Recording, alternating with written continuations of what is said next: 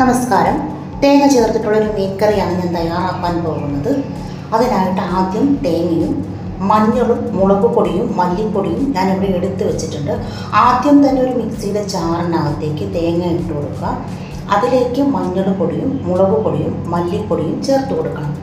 എന്നിട്ട് നന്നായിട്ട് അരച്ചെടുക്കണം.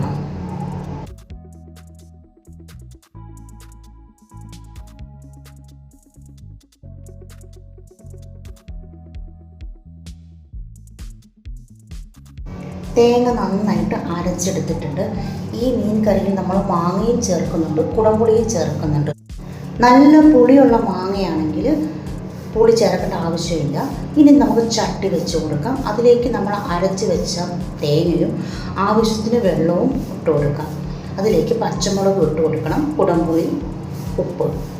എന്നിട്ട് ഇത് നന്നായിട്ട് തിളപ്പിക്കണം.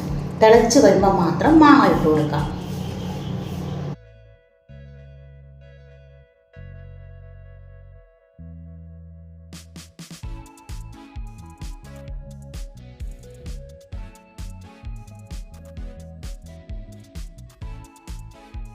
നന്നായിട്ട് തിളച്ച് വരുമ്പോഴത്തേക്ക് നമുക്ക് മാങ്ങ അരിഞ്ഞ് വെച്ചിട്ട് കൊടുക്കാം. എന്നിട്ട് ഇത് വീണ്ടും നന്നായിട്ട് തിളപ്പിക്കണം. നന്നായിട്ട് തിളച്ച് വരുമ്പോൾ മാത്രം മീൻ കഷ്ണങ്ങൾ ഇട്ട് കൊടുക്കാം. നന്നായിട്ട് തിളച്ച് വന്നപ്പോഴത്തേക്കും മീൻ കഷ്ണങ്ങളൊക്കെ ഞാൻ ഇട്ട് കൊടുത്തു. മീൻ കഷ്ണങ്ങളൊക്കെ ഇട്ട് മീനൊന്ന് വെന്ത് വരുമ്പോഴത്തേക്കും തീ കുറച്ച് കൊടുക്കണം. ഇതിലേക്ക് ആവശ്യത്തിന് കറിവേപ്പിലയും ചേർത്തിട്ടുണ്ട്. തീ കുറച്ച് എണ്ണ ഇങ്ങനെ മുകളിൽ തെളിഞ്ഞ് വരുമ്പോഴത്തേക്കും മീൻ കഷ്ണങ്ങളൊക്കെ വെന്ത് എണ്ണ മുകളിൽ തെളിഞ്ഞ് വന്നപ്പോഴത്തേക്കും നമുക്ക് മീൻ കറി താളിക്കാനായിട്ടൊരു പാത്രത്തിലേക്ക് എണ്ണ ഒഴിച്ച് അതിലേക്ക് ഉലുവയും ചെറിയ ഉള്ളി ചെറുതായിട്ട് അരിഞ്ഞതും ചേർത്ത് നന്നായിട്ട് മൂപ്പിച്ചെടുക്കണം.